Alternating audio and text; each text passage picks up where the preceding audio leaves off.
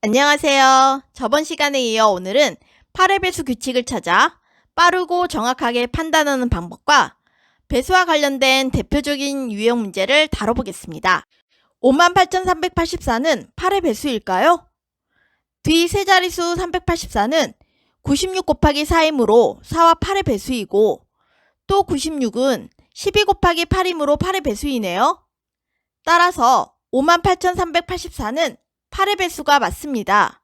하지만 뒤에 두 자릿수를 8로 나누는 것이 쉽지가 않다고요?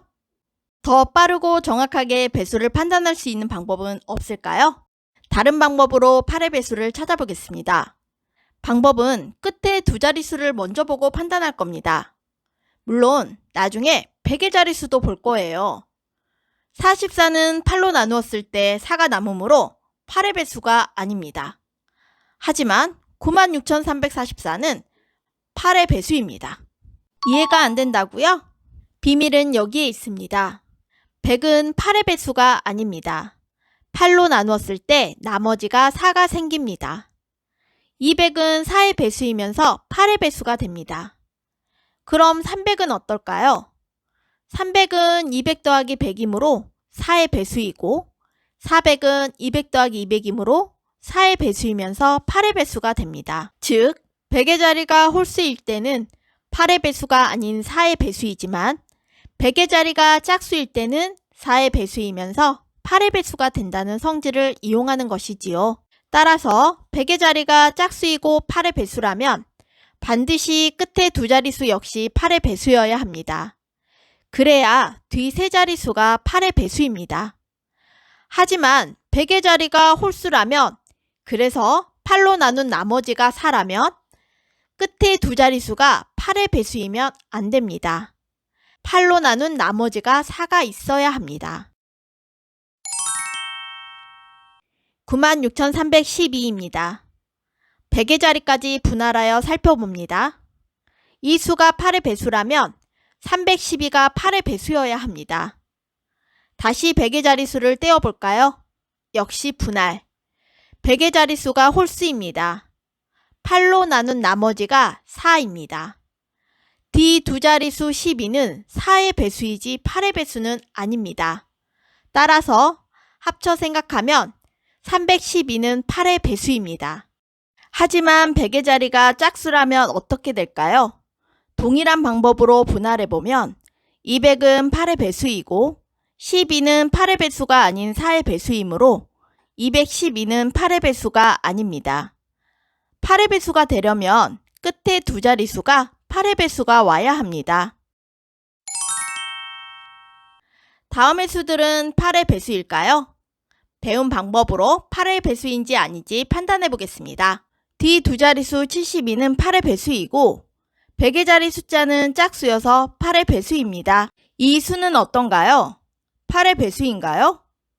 뒤 두 자릿수 28은 8로 나누었을 때 4가 남으므로 8의 배수가 아닌 4의 배수이고, 100의 자리 숫자는 홀수로 8로 나누었을 때 나머지 4가 남으므로 이 둘을 합쳐 생각하면 128은 8의 배수입니다. 긴 수가 등장했네요. 우린 세 자릿수만 비교할 거니까 겁먹지 마세요.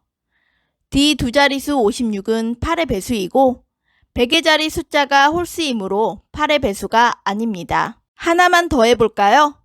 뒤 두 자릿수 44는 8의 배수가 아닌 4의 배수이고 100의 자리 숫자가 짝수이므로 8의 배수가 아닙니다. 배수 판정법은 어디에 관련이 되어 있을까요? 초등 5학년 배수와 약수를 시작으로 분수의 약분과 통분, 중1의 소인수 분해부터 무리수 가정까지 연계가 되어 알아두면 유용합니다. 따라서 배수 판정법을 알고 있다면 중학교, 고등학교까지 확실하게 활용할 수 있습니다. 이젠 배수 판정법과 관련된 대표적인 문제 유형들입니다. 교과 심화교재나 영재 문제에서 다뤄지는 문제들이기도 합니다. 첫 번째 문제입니다. 주어진 수로 나누어 떨어지도록 네모 안에 알맞은 수를 찾아보는 문제입니다. 가는 6으로 나누어 떨어지므로 6의 배수를 말합니다. 6의 배수는 2와 3의 배수이므로 1의 자리 숫자는 짝수여야 하고 각 자리수의 합이 3인 배수를 만들면 됩니다. 나는 12로 나누어 떨어지므로 12의 배수입니다. 12의 배수는 3과 4의 배수이므로 먼저 3의 배수의 조건을 찾고 그 중에 끝에 두 자리수가 4인 배수인 수를 찾으면 됩니다. 따라서 정답은 다음과 같습니다. 두 번째 문제입니다. 숫자 카드 3장을 뽑아 만드는 세 자리수 중에서 3의 배수이면서 9로 나누어 떨어지는 수를 모두 구하는 문제입니다. 이 문제의 팁은 3의 배수이면서 9로 나누어 떨어지는 수는 9의 배수를 찾는 것과 같습니다. 왜일까요? 9의 배수에는 3의 배수를 포함하고 있기 때문입니다. 따라서 더해서 9가 되는 숫자 카드를 찾으면 이렇게 3개의 경우의 수가 나옵니다. 각각의 경우의 수로 만들 수 있는 가지수를 구하면 모두 16개입니다. 세 번째 문제입니다. 3개월 동안 우유의 값이 다음과 같다면 우유 한 개의 값은 얼마인지 구하는 문제입니다. 풀이 방법은 이렇습니다.